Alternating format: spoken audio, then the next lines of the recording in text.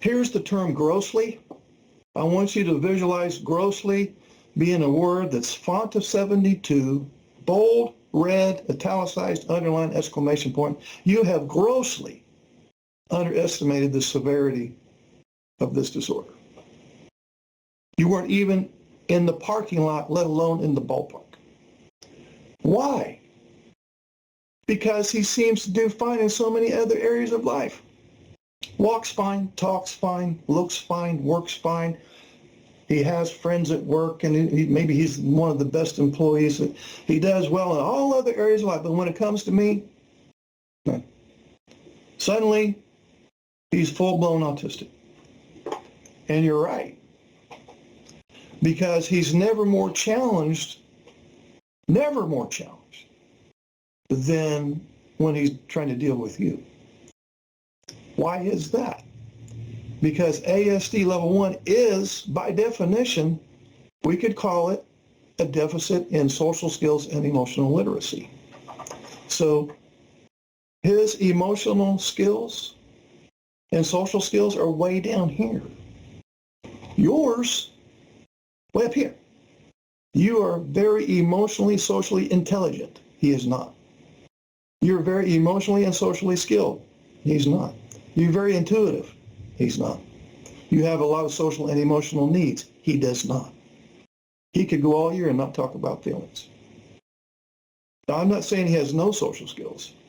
He has social skills when it revolves around his special interests or tasks or work. And I'm not saying he doesn't have any emotions. I am saying he chopped it off at the neck, because emotions, especially your emotions when you're animated, are too anxiety producing. So he has learned to shut them off purely as a survival mechanism to cope with life that's full of anxiety. He's dodging paintballs all day due to the mind blindness, alexithymia, executive functions, and anxiety. So you have grossly underestimated how severe this is, and you have made a ton of false assumptions. I'm not important to him. He doesn't love me, doesn't care about me. His work's more important than I am. And you've made all of these evaluations and judgment calls. And I'm not saying he can never be insensitive. I'm not saying he can never be an asshole. I'm sure he can. But the other 90% of the time, the stuff that you wanted to label as insensitivity and selfishness and narcissism and so on was directly the result of one of the traits of the disorder. And this isn't to get him off the hook, by the way. He's very much on the hook. You could pick some random person off the street with autism, and he has paid the price for having these traits. And in many cases, I'm sure there's some ladies in here where this is the case with your husband.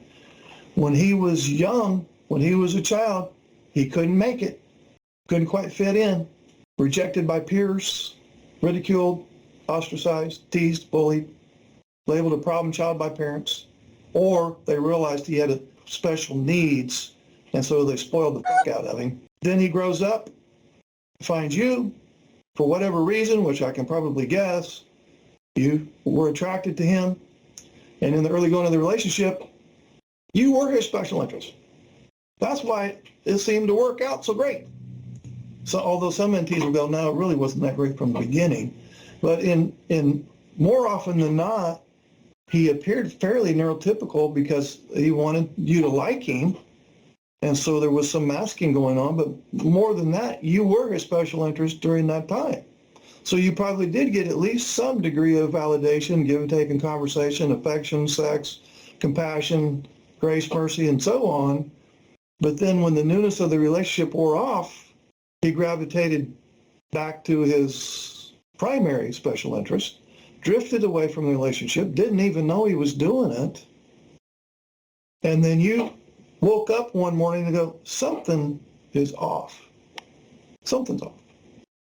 You did your research. Oh, there's this thing called Asperger's syndrome or high-functioning autism. I think he has it.